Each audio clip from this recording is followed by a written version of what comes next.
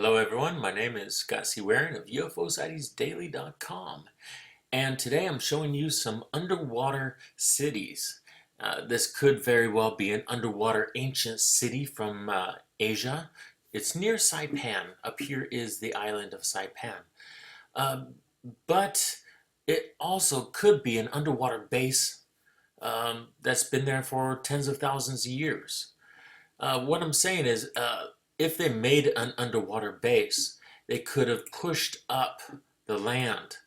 By pushing up the land to make the space in the area, they use some kind of force to stretch out an opening in the land. And I'll explain that a little bit further later. But look at these lines. I outlined it with red so you can see it in better detail. And this is all on Google Earth. This is on Google Earth. And I just outlined some of the lines, but you can see the high detail and how that there was once maybe an alien civilization underwater that pushed it up, or an ancient Asian civilization. It's very possible that this area could have been basically the size of Japan and has sunk under the ocean. Okay, let me show you what it looks like on Google Earth. Here it is. This is Google Earth. Let me turn it northways up. There it is. Okay, sorry about that.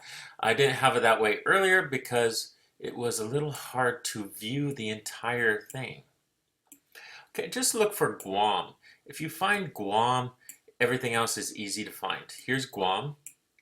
There used to be one around Guam. It's been deleted by Google Earth. However, there is still one above Saipan area. Okay, can you see this? You probably have a little difficulty in seeing it because it's a little hard to see because of the Google Map area. I'm going to go over here and alter my display. Increase the lighting, so that should help us. Yes, it does. Look at that. Okay, so I increased the lighting. I suggest you do the same if you're trying to look at it. It's much easier to see. And it goes all the way up. If you're looking at this video, you might want to look at full screen because you won't see the detail. Okay, it really goes all the way up. Here's Saipan, and you see how big it is. Okay, let's take Google Ruler and measure it. Go to kilometers. Just this little area from here to here is, we got feet. Let's go back to kilometers again. 15 kilometers, or for miles, 9.4 miles. Okay, from here to here, well, actually it goes way down, is 57 miles. This thing is huge. I mean, they didn't just take an area, but they took a huge area. I mean, something this size would be able to house millions upon millions of aliens if it's underground. I really don't see how an ancient culture can create something that big, that massive in scale. Let me zoom out so we can see more. Okay, so let's go from here. It goes all the way up, all the way up, all the way up. Not quite straight though. You see how it turns right here and then goes at an angle. So I'm kind of missing that part. But pretty much it goes 247 miles across. That is huge. That is massive on scale. To do something that big, it has to be of an advanced civilization. Now there, of course, were advanced civilizations in the past, like Atlantis that was supposedly sunk. Could this be Atlantis? Could the Saipan Guam area be ancient Atlantis? Maybe it is. But from what it looks like to me is underground bases that were built in this area, maybe tens of thousands of years ago.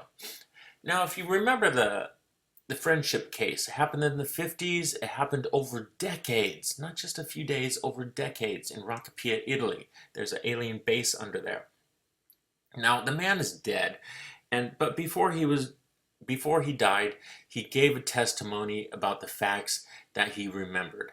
And let's show you part of the video about him showing or discussing how these bases were made. And maybe if you see that video just for a few seconds, you'll understand how these massive structures down here are bases, how they were pushed up and out, and the rock was actually pushed. Now watch this. Watch this for a second, and think about this person telling his story, getting out before he passed away. He knew he was dying, but he really wanted to get the word out. But the aliens also explained how they built their bases. In the stories told by Bruno, Giancarlo, and Giulio, you're immediately aware of the huge gap in scientific and technological development between humans and the Friends. They weren't built by digging, but through a particular mechanism.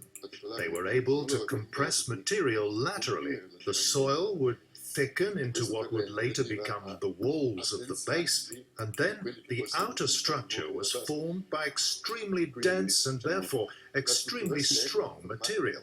The funny thing was that it was very unstable, but it always had to be kept standing. All you had to do was flip a switch and everything returned to the initial state. So, for them to open and close a base was a very commonplace operation. The same system was used to create the entry corridors. Okay, so the same system was used for entrances. That's why we can't find entrances, is because they've been compressed and closed, open and closed. What I'm suggesting is that these are underground bases, but they're less concerned with them pushing above the surface because, well, because there's nobody above the surface. It's just water, lots and lots of water. I believe it's close to 2,800 feet deep over here.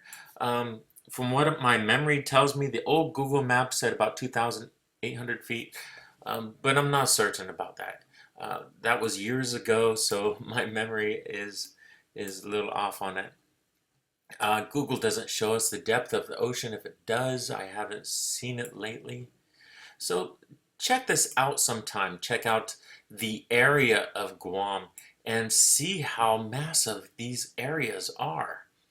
Now, I'm going to switch it back and I'm going to turn it from north area. I'm up here and I'm switching to the side because this way we can see the whole area. Here's Saipan over here and Guam is up there. But I want to show you all of this right here. Now, it's not just diagonals. It's not just right angles, because if you look at the right angles, it's unbelievable. All these right angles everywhere. It shows that these areas were created by intelligence.